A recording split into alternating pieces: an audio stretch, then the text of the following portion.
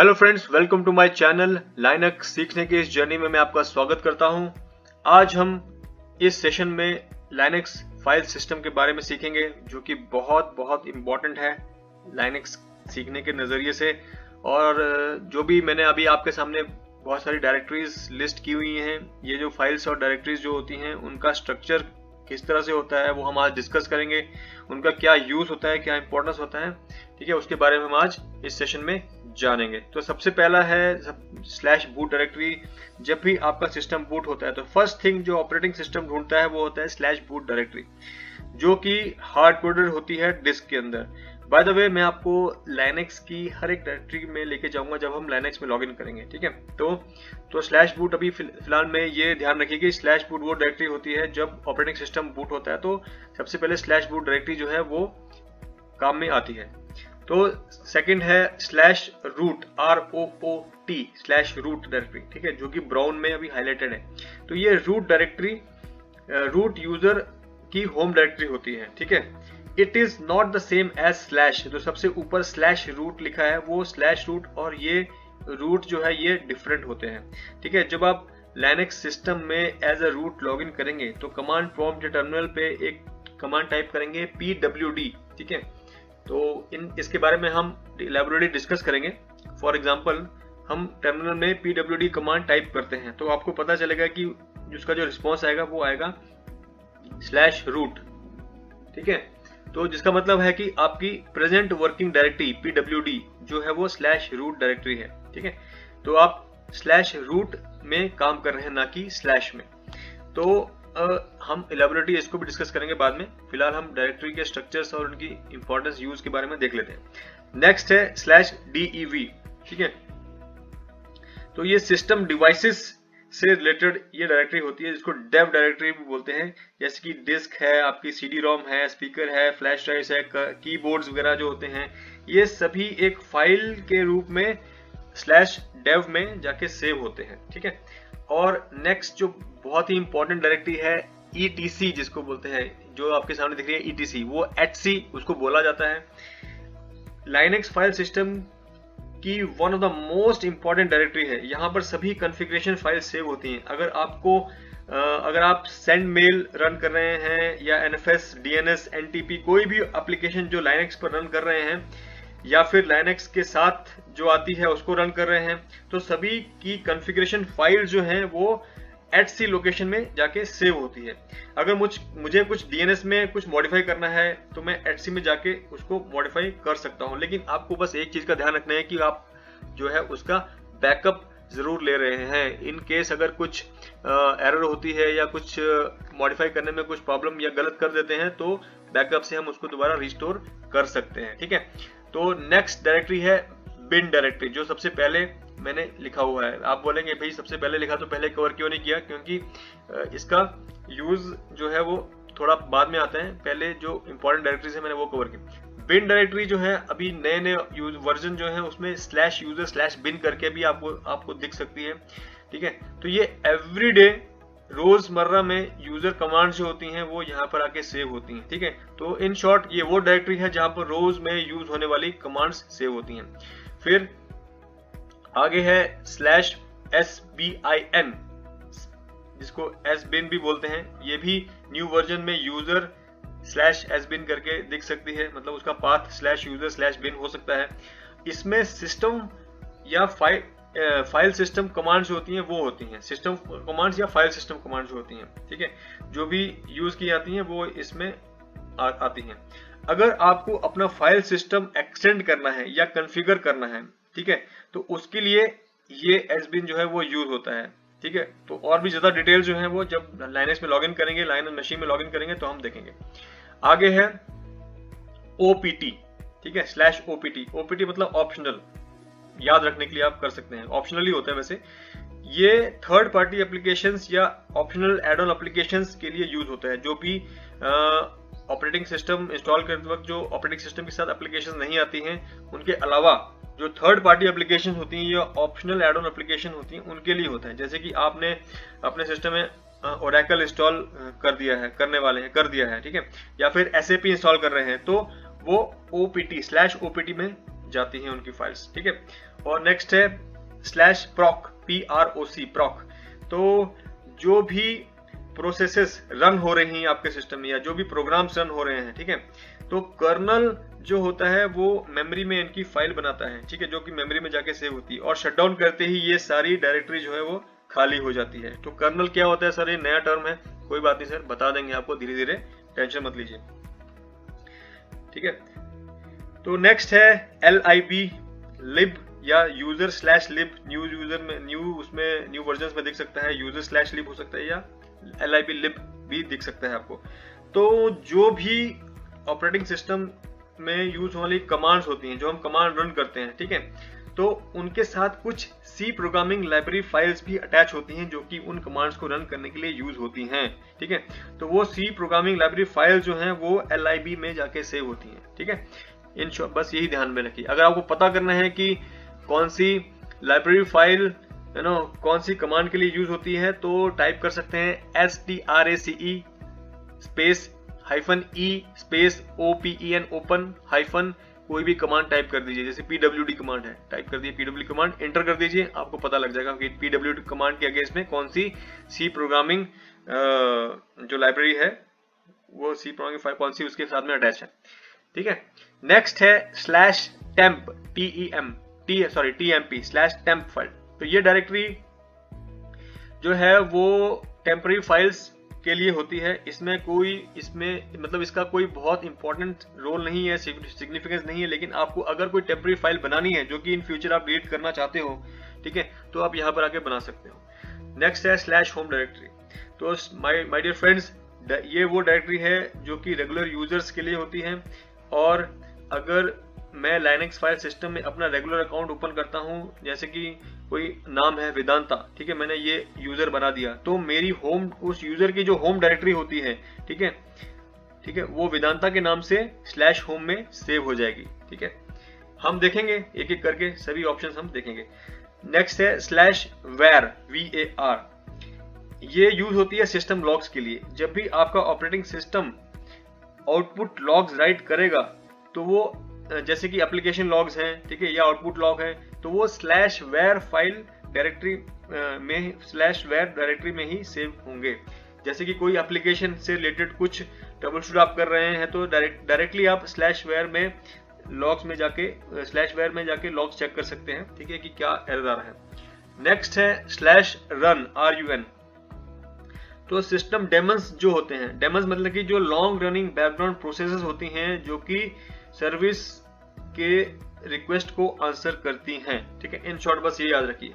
तो system Demons जो होते हैं जो कि ऑपरेटिंग सिस्टम के स्टार्ट होते ही बहुत जल्दी स्टार्ट हो जाते हैं, ठीक है, तो वो क्या करते हैं कि टेम्परेरी रन टाइम फाइल्स जैसे कि प्रोसेस आईडीज वगैरह होते हैं, ठीक है, उनको स्टोर करते हैं और सिस्टम के शटडाउन होने के बाद भी इनको स्टोर करके रखते हैं और उनको ट्रैक अपने रिकॉर्ड में रखते हैं, ठीक है। तो इस तरह से रन का यूज होता है, ठीक है। नेक्स्ट जो है वो है MNT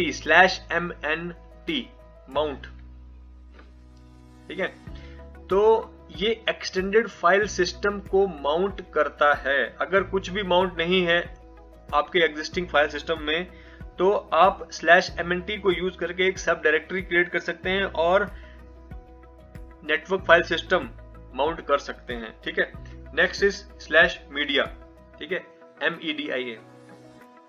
ये CD-ROM माउंट करने के लिए यूज होता है। अगर आपके सिस्टम में CD-ROM ड्राइव है और आपने उसमें CD-ROM डिस्क डाली हुई है और आप ट्रे को अंदर बंद कर देते हैं, तो CD-ROM जो है वो /media में जाके माउंट हो जाएगा।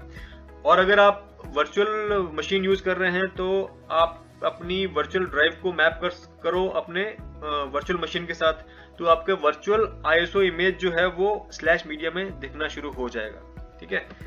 तो ये बहुत ही इंपॉर्टेंट डायरेक्टरीज हैं जो हमने अभी अब डिस्कस की हैं, ठीक है। इनके बारे में हम अभी प्रैक्टिकल में देखेंगे। तो चलते हैं अपने Linux file system, Linux operating system में लॉगिन करते हैं और देखते हैं इनका यूज एक एक करके, ठीक है। तो लीजिए फ्रेंड्स, मैं अपनी लाइनक्स के डेस्कटॉप पे आ चुका हूँ। मैं यहाँ पर आते ही राइट क्लिक करूंगा, राइट क्लिक करके ओपन टर्मिनल में जाऊंगा। मेरा टर्मिनल ओपन हो जाएगा, जैसे कि कमांड प्रॉम्प्ट ओपन होता है विंडोज के केस में, वैसे ही लाइनक्स का ये कमांड प्रॉम्प्ट होता है। ठीक है, इसमें सबसे पहले यहाँ पे रूट, जिससे मैंने यूजर से लॉगिन किया है, और माई लाइनक्स जो है ये मेरा होस्ट नेम है। फिर भी हम यहाँ पे टाइप करेंगे, हमें पता लग जाए कि हम कौन है। मैं टाइप करता हूँ first command who am I, मैं कौन हूँ बताओ, मैं रूट हूँ, मतलब मेरा यूजर नेम जो है रूट है। ठीक है, उसके बाद मैं टाइप करता हूँ host होस्ट नेम, मेरा होस्ट नेम क्या है, तो ये बता रहा है कि मेरा ये होस्ट नेम, तो इसने बता दिया है कि मेरा होस्ट नेम माई लाइनक्स है।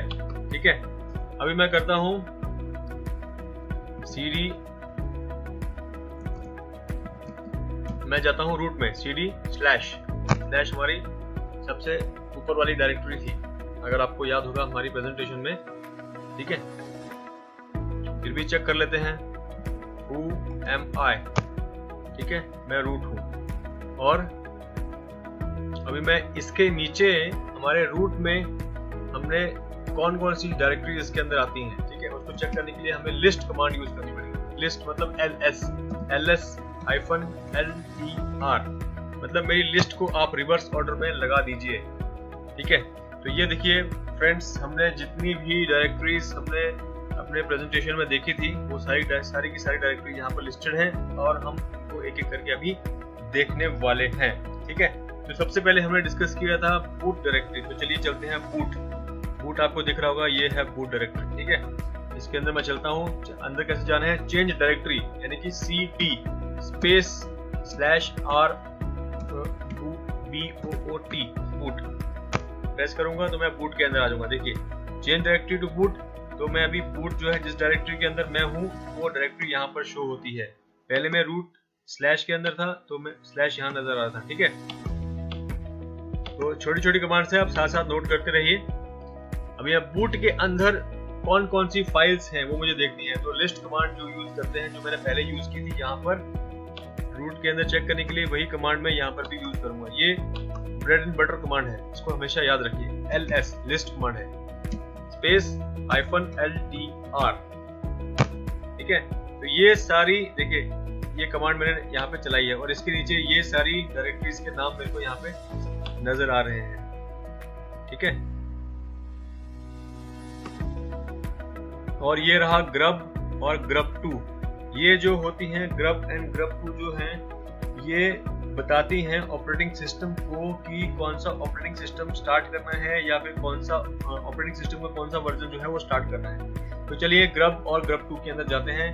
मुझे कमांड टाइप करनी पड़ेगी चेंज डायरेक्टरी cd, और मैं जाता हूँ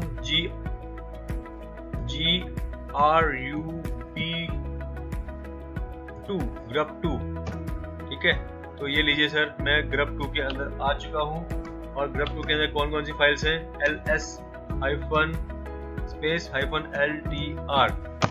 तो ये मुझे बता रहा है कि grub के अंदर device.map locate fonts 1i386-pc grub env और grub cfg मतलब कि कॉन्फ़िगरेशन फाइल। जैसे कि हमने बताया था कि कॉन्फ़िगरेशन फाइल जो ऑपरेटिंग सिस्टम को ये बताती है कि कौन सा ऑपरेटिंग सिस्टम स्टार्ट करना है और ऑपरेटिंग सिस्टम का कौन सा वर्जन जो है वो चलाना है। ठीक है, तो ये फंक्शन होता है हमारे /boot फाइल डायरेक्टरी का। ठीक है, उसके बाद हम देखते हैं रूट डायरेक्टरी। वापस मैं आ जाता हूँ, स्पेस cd स्पेस डॉट से मैं वापस आता हूँ, इसके अंदर आ गया बूट के अंदर। फिर दोबारा किया मैंने cd स्पेस डॉट, कहाँ पर आ गया, मैं दोबारा रूट के अंदर आ गया। कैसे पता चलेगा, who am I, बताओ कौन हूँ मैं, रूट या pwd। ठीक है, तो ये रूट का सिंबल है। ठीक है, प्रेजेंट वर्किंग डायरेक्टरी pwd। ठीक है, अभी मैं जाता हूँ रूट के अंदर, cd स्पेस /root।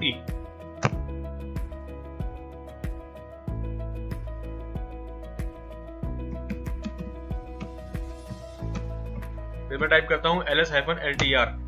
तो रूट के अंदर ये सब डायरेक्टरीज हैं, मतलब कि रूट जो है ये वैसा ही फोल्डर है जैसा कि अपना हमारा जो है ये सी ड्राइव या डी ड्राइव हमारे डेस्कटॉप के ऊपर सब नॉर्मल बाय डिफॉल्ट जो फोल्डर्स बनते हैं ना, आपने देखे होंगे। कि टेम्पलेट्स होते हैं, डाउनलोड होता है, डॉक्यूमेंट्स होता है, डेस्कटॉप है हमारा, फिर वीडियोस है, पिक्चर्स है, म्यूजिक है, लाइनक्स है, ठीक है। तो जैसे हमारा होम डायरेक्टरी उसमें सी ड्राइव होता है, वैसे ही यहाँ पर जो है यहाँ पे रूट होता है, ठीक है। रूट के अंदर वही बाय डिफॉल्ट फोल्डर जो जैसे सी ड्राइव में बने होते हैं वैसे ही इधर भी बने होते हैं, ठीक है। तो उसके बाद हम देखते हैं अपनी नेक्स्ट कमांड cd/etc@c जिसको बोलते हैं, ठीक है, ls-ltr। तो ये देखिए दोस्तों, ls-ltr करते ही मुझे सारे की सारी कॉन्फ़िगरेशन फाइल्स, ठीक है, मोस्ट ऑफ द फाइल्स जो आपको दिख रही हैं मैक्सिमम वो .config, ये देखिए .conf, तो इस तरह से बहुत सारी फाइल्स आपको देखने को मिलेंगी conf करके, वो सारी कॉन्फ़िगरेशन फाइल्स होती हैं, ठीक है, जो कि इसके अंदर etc डायरेक्टरी के अंदर सेव होती हैं, ठीक है। फिर हम जाते हैं नेक्स्ट cd/bin के अंदर, ठीक है। बिन के अंदर ls-ltr करता हूँ मैं। तो ये देखिए बिन के अंदर बहुत सारी फाइल्स हैं, इसमें वो सभी कमांड्स होंगी जो कि एवरीडे यूज में होती हैं, ठीक है, which are required to talk to operating system. ये सारी की सारी कमांड जो है वो /bin में होती है, ठीक है। उसी तरह से हमारा sbin भी होता है, sbin, ठीक है। अभी मैं sbin के अंदर आ गया हूँ, वो यहाँ डिस्प्ले हो रहा है sbin। मैं करता हूँ ls-ltr करते ही जो भी sbin के अंदर सिस्टम या डिस्क या फाइल सिस्टम से रिलेटेड फाइल्स होती हैं, या फिर जो फाइल सिस्टम को एक्सटेंड करने वाली फाइल्स होती हैं, वो सब जो हैं आपके sbin के अंदर मिलेंगी, ठीक है।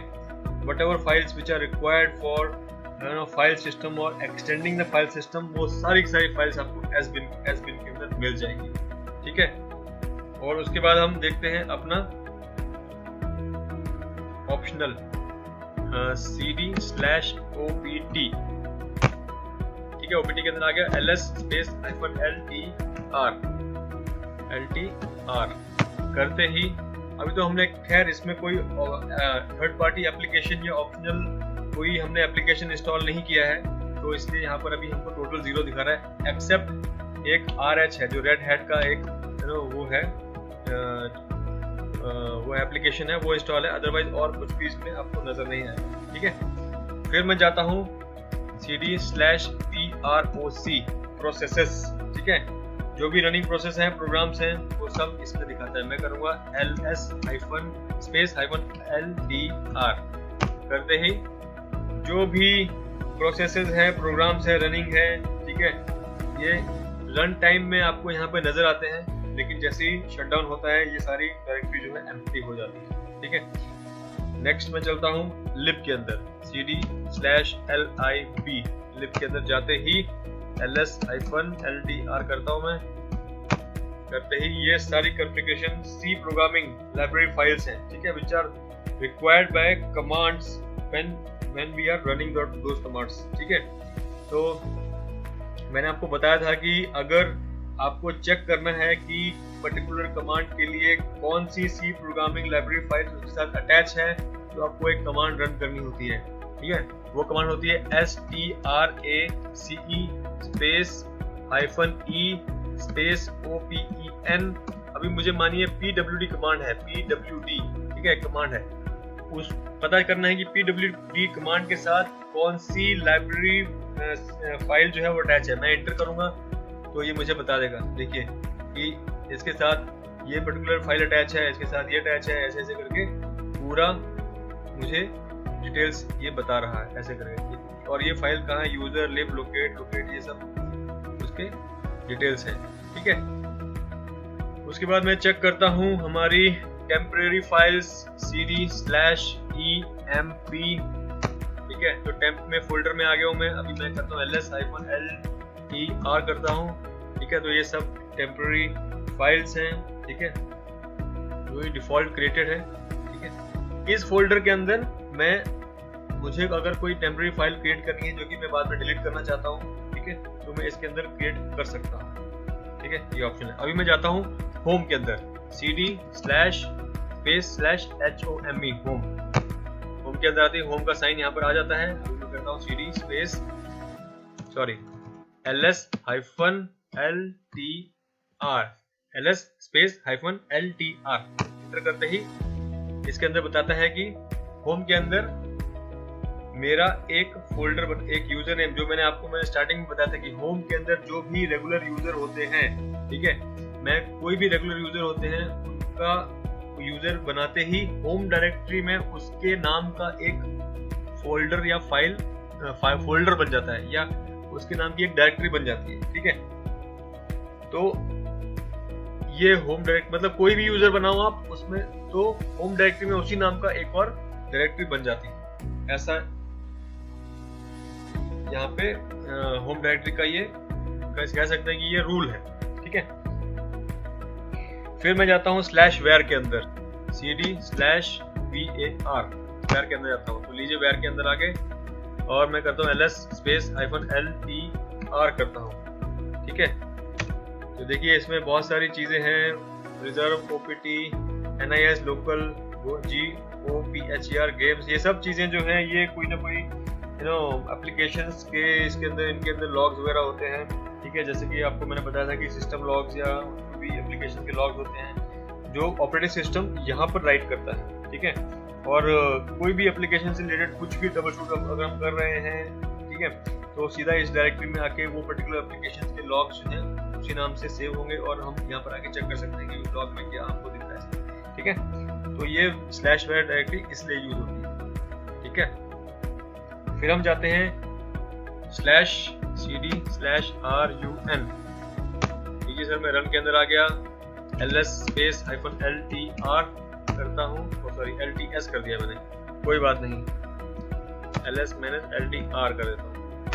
ठीक है, तो करते ही देखिए सिस्टम डोमेन जो कि बहुत डेमन जो होते हैं, सिस्टम डेमन्स फाइल जो है वो, जो कि मैंने आपको बताया था कि ये टेम्पररी रन टाइम फाइल्स जैसे कि PID फाइल्स होती हैं उनको स्टोर करता है। देखिए तो इसके PID प्रोसेस ID जो है ये शटडाउन होने के बाद भी PID को ट्रैक करता है और उनको स्टोर करके रखता है। ठीक है, जो भी ये .ss, hd, atd ये सब प्रोसेसेस हैं। ठीक है, तो ये सारी प्रोसेस के प्रोसेस ID जो है ये, ताकि जब दोबारा वो प्रोसेस रन होगी तो प्रोसेस ID से पहचान लेगा कि अरे ये प्रोसेस ID उसके लिए था। ठीक है, तो ये सब चीजें जो है रन के अंदर जाके वो सेव होती है। ठीक है, अभी मैं करूंगा cd/mnt माउंट। ठीक है, ls-ltr करते ही 0, क्योंकि अभी तक हमने कोई भी एक्सटर्नल फाइल सिस्टम माउंट नहीं किया हुआ है। ठीक है, अगर हम कुछ भी माउंट करेंगे तो वो हमको यहाँ पर नजर आएगा।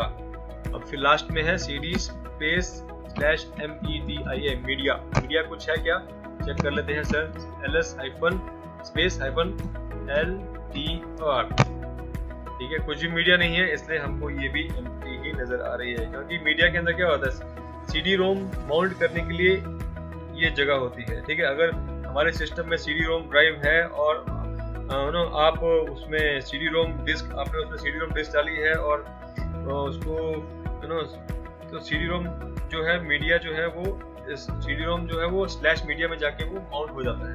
ठीक है, ऐसा यहाँ का प्रावधान होता है, तो इसलिए वो मीडिया यहाँ पे। तो ये जो है हमारा डायरेक्टरी जो है, ये आप इनको दोबारा बैक जाकर एक एक करके खुद ही एक एक फाइल डायरेक्टरी के अंदर जाइए, उसमें खुद जानने की कोशिश करिए, थोड़ा यूजर फ्रेंडली हो जाइए, ताकि इन फ्यूचर जब हम और सेशन देखेंगे, किसी एक डायरेक्टरी को यूज करेंगे, कोई और पाथ यूज करेंगे, तो आपको कुछ नया नहीं लगना चाहिए कि अरे ये तो पहले हमने सुना ही नहीं है।